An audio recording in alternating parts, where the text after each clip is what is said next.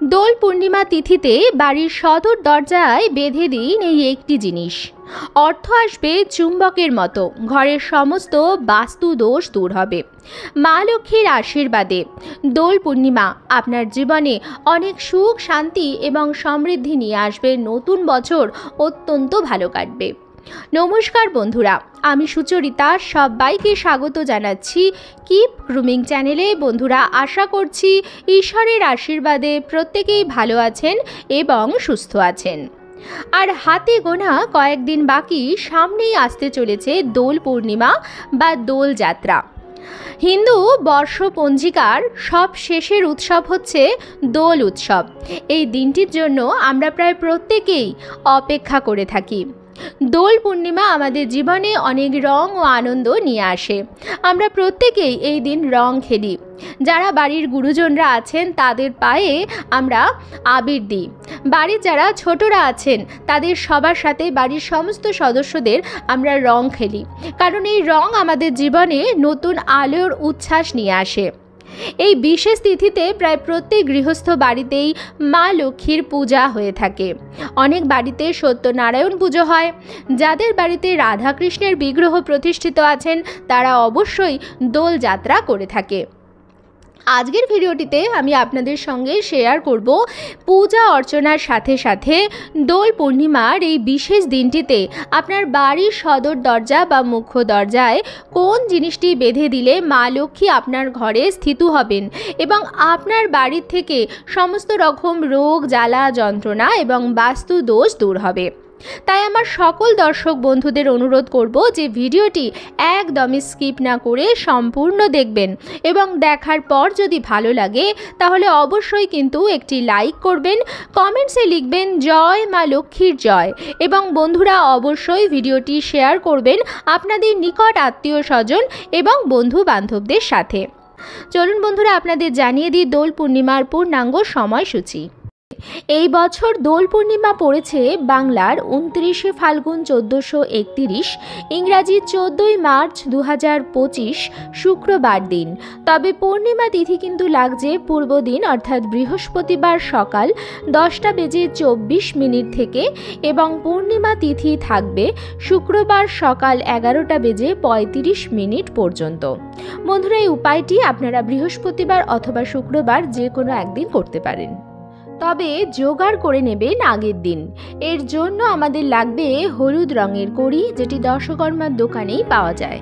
এই হলুদ কড়িগুলো বাজারে যে সাধারণ সাদা কড়ি পাওয়া যায় তার থেকে আকারে একটু বড় হয় এবং হলুদ রঙের হয়। এই হলুদ কড়ি মা লক্ষ্মীর অত্যন্ত পছন্দের এবং অর্থকে আকৃষ্ট করবার জন্য এই হলুদ কড়ি কিন্তু অত্যন্ত ভালো এবং ফলপ্রদায়ী।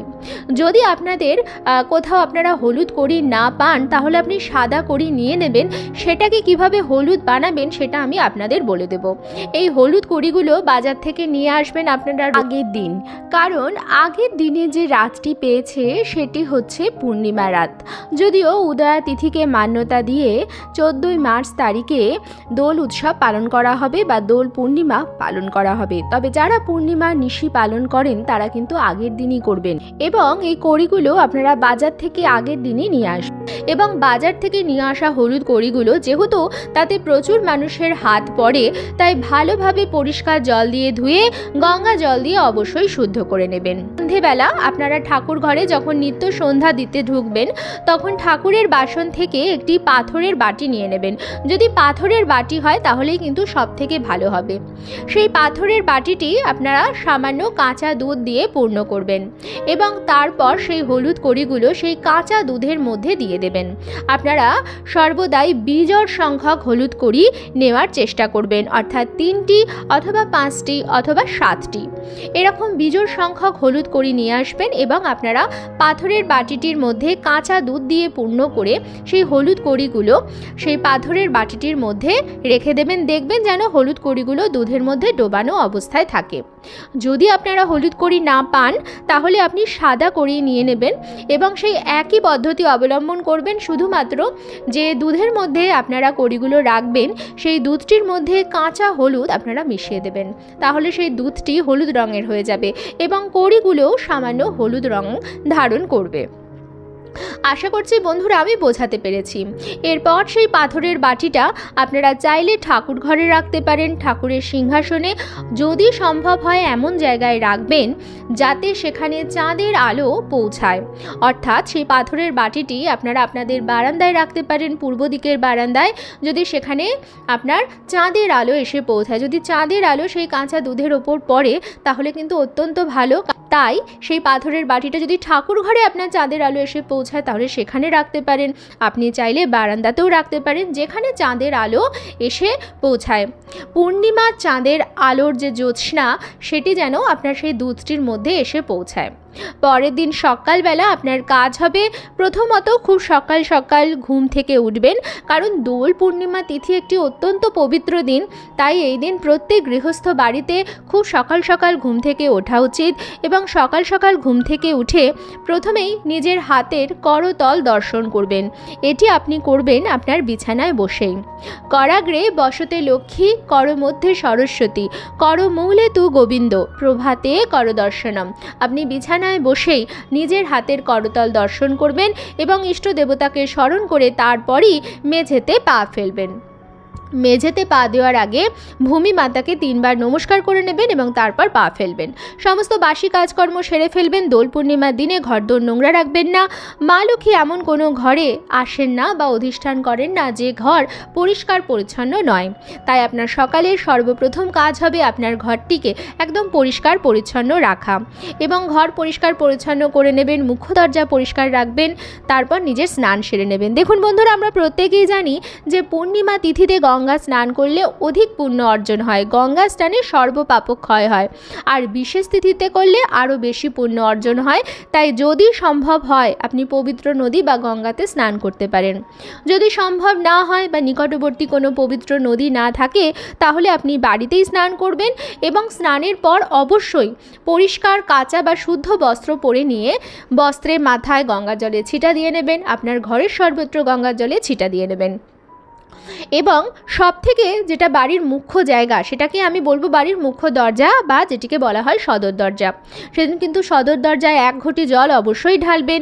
সদর দরজা পরিষ্কার রাখবেন, আশপাশে যেন নোংরা ডাস্টবিন, ছেঁড়া চটি জুতো ইত্যাদি না থাকে বা কাঁটা জাতীয় গাছ যেন না থাকে। এগুলি মা লক্ষ্মী এবং অর্থ আগমনের পথে বাধা সৃষ্টি করে। সদর দরজা সর্বদা আলোকিত রাখবেন যাতে মা লক্ষ্মী আপনার ঘরে প্রবেশ করে। যদি সম্ভব হয় সেদিন সদর দরজা থেকে আপনার ঠাকুর ঘর বা ঠাকুরের সিংহাসন পর্যন্ত মা লক্ষ্মীর চরণের আলপনা এঁকে দেবেন। এটাও কিন্তু আপনার জীবনে অনেক ভালো সুখবর নিয়ে আসে, সৌভাগ্য নিয়ে আসে এবং মা লক্ষ্মী সেই ঘর ছেড়ে কোথাও বাইরে যেতে পারেন না। এরপর আপনি চলে আসবেন সেই পাথরের বাটিটি যেখানে রেখেছেন সেখানে। পাথরের বাটিটি আপনি নেবেন, কাঁচা দুধ যেটি আছে সেটি আপনি তুলসী তলায় বা যদি আপনার বাড়িতে মনসা গাছ থাকে সেখানে দিতে পারেন, যদি মনসা গাছ না থাকে যে কোনো গাছের গোড়ায় দিতে পারেন। কিন্তু কড়িগুলো আপনি নিয়ে নেবেন, পরিষ্কার জল দিয়ে ধুয়ে আবার গঙ্গা জল দিয়ে শুদ্ধ করে নেবেন। সেদিন গৃহস্থ বাড়িতে অবশ্যই নিত্য পুজোটি একটি বিশেষভাবে হয়। ঠাকুরের সিংহাসনে যা যা দেবী এবং দেবতা আছেন সবাইকে মালা পরাবেন। মা লক্ষ্মীর চরণের কাছে একটি নিখুঁত পান নিতে পারেন অথবা ঠাকুরের কোনো পাত্রও নিতে পারেন, কোনো থালা, তার মধ্যে আপনারা কড়িগুলো রাখবেন। মা লক্ষ্মীর সিঁদুরের থান থেকে সেই প্রত্যেকটি কড়ির মধ্যে আপনারা একটি করে সিঁদুরের ফোঁটা পরিয়ে দেবেন এবং মা লক্ষ্মীর কাছে, মা লক্ষ্মীর চরণের কাছে সেটি নিবেদন করবেন। মা লক্ষ্মীর হলুদ কড়ি অত্যন্ত পছন্দের, মা লক্ষ্মীকে সেদিন হলুদ কড়ি দিয়ে পুজো দেবেন এবং মা লক্ষ্মীর সামনে সাধ্যমতো ফল মিষ্টি নৈবেদ্য সাজিয়ে দেবেন। দেখুন দোল পূর্ণিমায় না বিশেষ মিষ্টি পাওয়া যায়, যেমন ফুটকড়াই, নানা প্রকারের রঙিন মঠ পাওয়া যায়, নানা প্রকারের মিষ্টান্ন দ্রব্য বাজারে বিক্রি হয়, সেই সমস্ত কিছু নিয়ে এসে আপনি ঠাকুরের ভোগ লাগাবেন। বিশেষ দিনে বিশেষ ভোগ লাগানো উচিত, সেইভাবে লাগাবেন এবং প্রদীপ, ধূপকাঠি, ঘিয়ের বাতি সমস্ত কিছু ধরিয়ে দেবেন এবং সেদিন পুজোর পরে মা লক্ষ্মীর চরণে এবং ঠাকুরের সিংহাসনে যা যা দেবী এবং দেবতা আছেন সবার চরণে আবির দেবেন। আবির দিতে কিন্তু ভুলবেন না। আমরা প্রত্যেকেই দোল পূর্ণিমার দিন রং খেলি, অনেকেই হয়তো প্রথমে ঈশ্বরের চরণে আবির দিই না, হয়তো বাইরে চলে গেলাম রং নিয়ে, সেটি কিন্তু করবেন না। প্রথমে কিন্তু ঈশ্বরের চরণে আবির দেবেন, তারপর বাড়ির যারা গুরুজনরা আছে তাদের চরণে আবির দেবেন, তারপর আপনি সবাইকে আবির মাখান, আবির খেলুন। কিন্তু প্রথমে ঠাকুরের সিংহাসনে ঈশ্বরের চরণে আবির দিয়ে রং খেলা শুরু করবেন। এটি আপনার জীবনে সৌভাগ্য নিয়ে আসবে। এবার আপনি এইভাবে পুজো দিয়ে দেবেন। মা লক্ষ্মীর সাথে সেদিন নারায়ণ ভগবানের পুজো অবশ্যই দেবেন। নারায়ণ ভগবানের পুজো ছাড়া মা লক্ষ্মীর পুজো কিন্তু অসম্পূর্ণ। এবং তারপর আপনি ঠাকুর ঘর ত্যাগ করবেন। কিছুক্ষণ পরে এসে আপনি যা যা ভোগ সাজিয়ে দিয়েছেন সমস্ত কিছু তুলে নেবেন। মা লক্ষ্মীর চরণে যে হলুদ কড়িগুলো আপনি নিবেদন করেছিলেন সেই হলুদ কড়িগুলো এটি পরিষ্কার লাল শালু কাপড়ে আপনি বাঁধবেন। এই লাল শালু কাপড়ও আপনি পেয়ে যাবেন দশকর্মার দোকানে। এই লাল রঙের নতুন শালু কাপড়ে বেঁধে একটা পুটলি মতো করবেন, খুব ভালোভাবে টাইট করে বাঁধবেন। বেঁধে সেটি আপনি আপনার নিজের মাথায় ঠেকাবেন, আপনার বাড়ির যারা যারা সদস্যরা আছেন সবার মাথায় ঠেকাবেন এবং তারপর সেটি নিয়ে চলে আসবেন আপনার বাড়ির সদর দরজায়। সদর দরজার ডান দিকে ওপরের দিক করে আপনি সেই পুটলিটি খুব ভালোভাবে বেঁধে দেবেন। একটু আপডাল করে বাঁধবেন যাতে হঠাৎ করে চোখে না লাগে, কিন্তু কেউ যদি আপনার দরজার দিকে তাকিয়ে থাকে তাহলে তো সে দেখতেই পাবে, কিন্তু একটু আড়াল আপডাল করে করার চেষ্টা করবেন।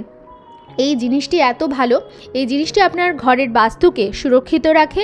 কোনো রকম খারাপ নজর থেকে, কেউ যদি আপনার গুপ্ত শত্রু থাকে তার নজর থেকে আপনার বাড়িকে প্রোটেক্ট করে, সুরক্ষা প্রদান করে, সবার শরীর স্বাস্থ্য ভালো রাখে এবং বিশেষ করে অর্থ উপার্জনের ক্ষেত্রে মানে হলুদ কড়ি অর্থকে আকৃষ্ট করে। হলুদ কড়ি দরজায় বেঁধে রাখলে অর্থ আপনার বাড়িতে নিজের থেকেই আসবে। যে কোনোভাবে আপনার অর্থপ্রাপ্তির যোগ তৈরি হবে। কর্মক্ষেত্রে আপনি প্রমোশন পাবেন, হয়তো আপনি সরকারি চাকরির চেষ্টা করছেন সেটা হতে পারে, বা যে কোনো দিক থেকে হয়তো কোনো জায়গা থেকে আপনি প্রপার্টি পেলেন বা লটারি কাটলেন সেখান থেকে পেয়ে গেলেন।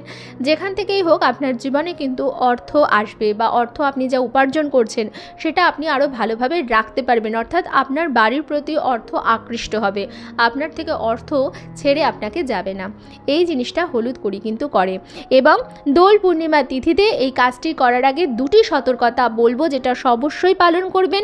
প্রথম হচ্ছে খাদ্য খাবারের, যেটা হচ্ছে খাদ্য খাবার আপনারা সেদিন ভুল করেও আমিষ জাতীয় খাবার সেদিন গ্রহণ করবেন না। আপনার বাড়ির দরজা দিয়ে আমিষ জাতীয় খাবার ঢোকাবেন না বা বারও করবেন না, কাউকে দেবেনও না, নেবেনও না। সেদিন বাড়ির খাবার গ্রহণ করার চেষ্টা করুন এবং সাত্ত্বিক খাবার গ্রহণ করুন। কোনো তেতো জাতীয় জিনিস কিন্তু সেদিন খাবেন না। দোল পূর্ণিমায় মুখ মিষ্টি করতে হয়, মুখ তেতো নয়।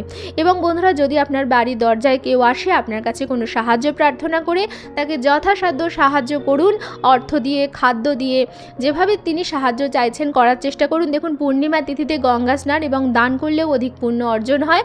আপনারা চাইলে সেটিও করতে পারেন, আপনার সাধ্যমতো অর্থ বা অন্ন দান করতে পারেন। এতেও আপনি মা লক্ষ্মীর কৃপা দৃষ্টি কিন্তু পাবেন। আজকের পর্বটি আমি এখানেই শেষ করছি। আশা করছি আজকের ভিডিওটি আপনাদের ভালো লাগলো এবং একটু হলেও উপকারে লাগলো। ভিডিওটি ভালো লাগলে অবশ্যই কিন্তু লাইক, কমেন্টস এবং শেয়ার করবেন বন্ধুরা। আর যদি চ্যানেলে নতুন হন তাহলে অবশ্যই চ্যানেলটিকে সাবস্ক্রাইব করে আমার সাথে থাকবেন। দেখা হবে কিপ গ্রুমিংয়ের নতুন আরও একটি পর্ব নিয়ে। সবাই খুব ভালো থাকবেন, সুস্থ থাকবেন। আপনাদের সবাইকে জানাচ্ছি দোল পূর্ণিমার অগ্রিম শুভেচ্ছা।